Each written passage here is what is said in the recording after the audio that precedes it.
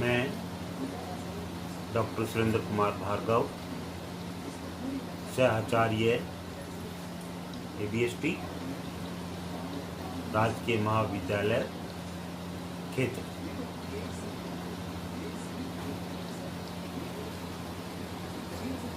अपन प्यारे बच्चों इसका इंट्रोडक्शन पढ़ चुके। फिर उसके बाद अपन ने दूसरे वीडियो में इम्पोर्टेंट डेफिनेशंस की शुरुआत की थी, जिसको अपन आगे बढ़ाते हुए अब आगे क्रम में चलते हैं। कल अपन ने अध्ययन किया था आय एक इम्पोर्टेंट टर्म होती है। उसके बाद अपन ने व्यक्ति, करदाता, इनके बारे में जाना था।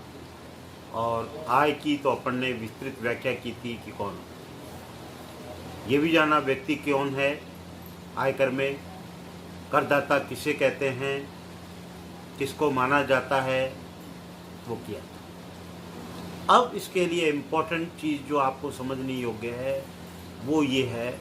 आज अपन शुरू करते हैं कर निर्धारण वर्ष। इसको अंग्रेजी में अपन असेसमेंट ईयर कहते हैं। ये आपको याद रखना पड़ेगा विशेषकर, क्योंकि कर निर्धारण वर्ष आप गलत कर बैठोगे तो इसका आपका सब कुछ गड़बड़।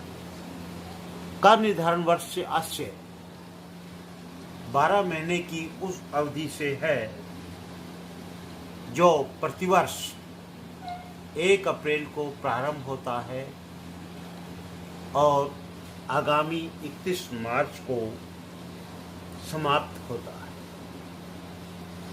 इसे वित्तीय वर्ष भी कहते हैं। वर्तमान समय में कर निर्धारण वर्ष 2021 चल रहा है, जो 1 अप्रैल 2020 से प्रारंभ हुआ है और 31 मार्च 2021 को समाप्त होगा।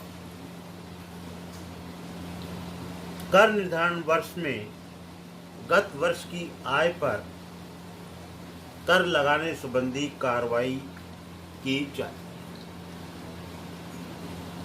और आपको ये सीधा सा ध्यान रखना चाहिए कि हमने जिस वर्ष कक्षा में एडमिशन लिया है तो आपने 20 में लिया है और 21 में आप एग्ज़ाम दे रहे हो, तो उससे रिलेटेड कर दो। आपका कर निर्धारण वर्ष जो चल रहा है वो 2021 चल रहा है और ये मान लो कि वो 1 अप्रैल से प्रारंभ होगा और 31 मार्च को समाप्त होगा।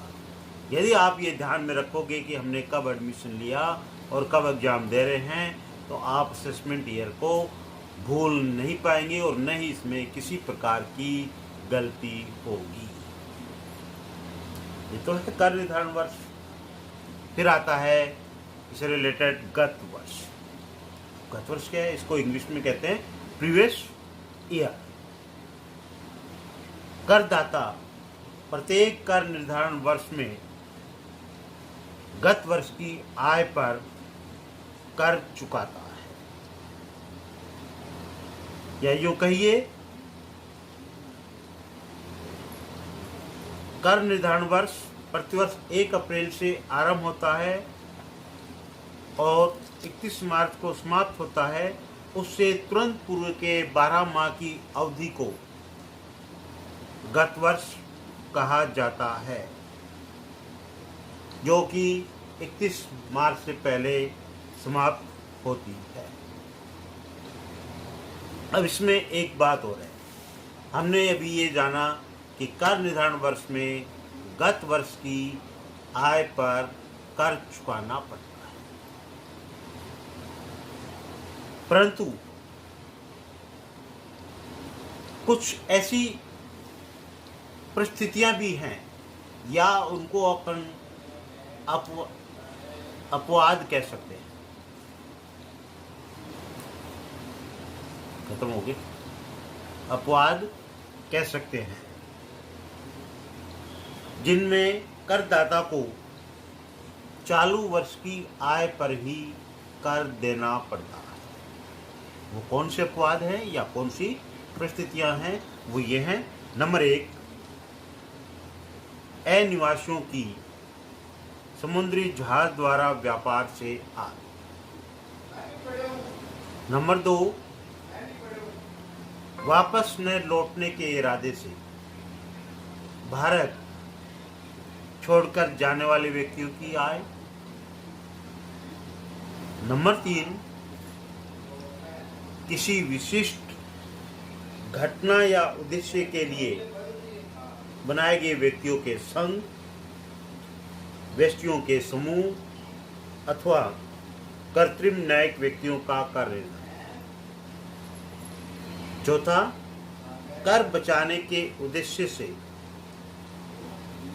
अन्य व्यक्ति को संपत्ति का हस्तांतरण करना।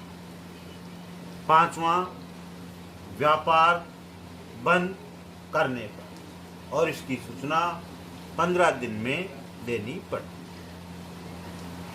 ये है गत वर्ष। फिर आगे चलते हैं अपन।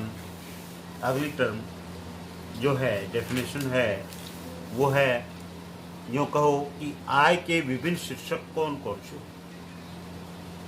आय के विभिन्न शीर्षक जिनकी अपन गणना करेंगे। आयकर अधिनियम की धारा 14 में विभिन्न स्रोतों से प्राप्त आय को 5 शीर्षकों में विभाजित किया जाता है। शीर्षक मीन्स आप यूँ याद रखिए, हेड्स कहते हैं अंग्रेजी में, हेड। इन हेड के अंतर्गत ही किसी व्यक्ति की आय की गणना की। नंबर 1, वेतन से प्राप्त आय, इनकम फ्रॉम सैलरी। नंबर 2, मकान संपत्ति से आय, income from house property. Number 3, व्यापार या पेशे के लाभ, इनकम फ्रॉम बिजनेस और प्रोफेशन। नंबर 4, पूंजी लाभ से आय, income from capital gain. Number 5, अन्य साधनों से आय, इनकम फ्रॉम अदर सोर्सेज। अब देखो, इनमें मैं ज़्यादा डिटेल में अपन नहीं जाएंगे अभी, थोड़ा थोड़ा संक्षिप्त में आपको मैं सारांश में बता दूं, जिससे कि ये शीर्षक आपको समझ में आ जाए।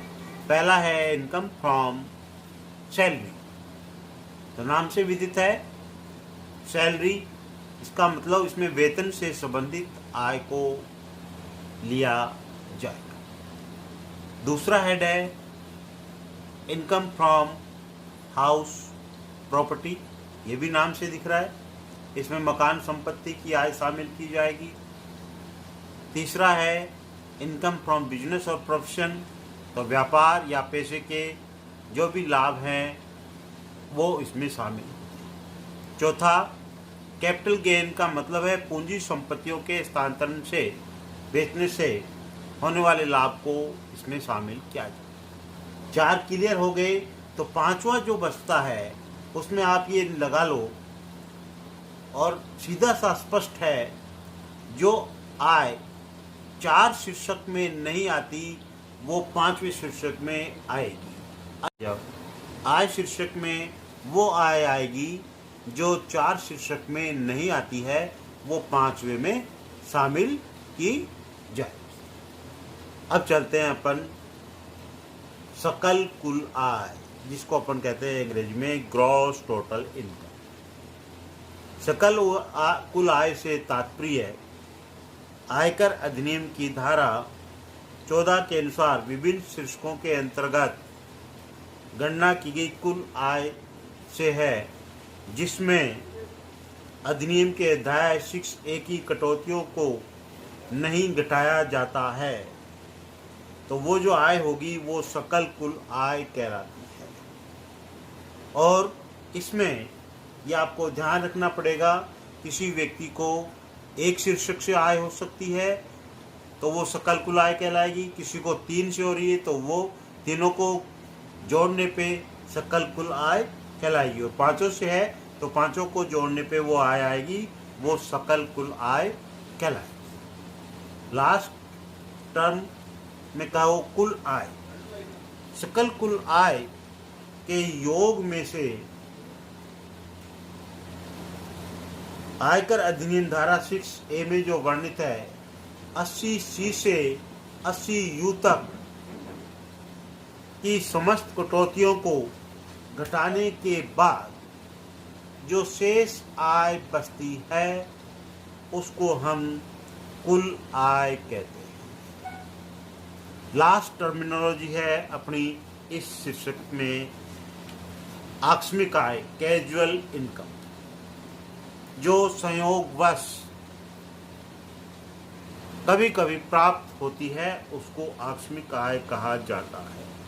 जैसे लॉटरी, वर्ग पहली, घुड़दौड़, ताश का खेल, जुआ, शर्त आदि में जीती गई राशि को आकस्मिक आय कहा जाता है। अब इसमें अगली जो टर्म आएगी वो कृषि आय, उस पे अपन कल विस्तृत रूप से चर्चा करेंगे और चर्चा करते हुए आगे बढ़ेंगे।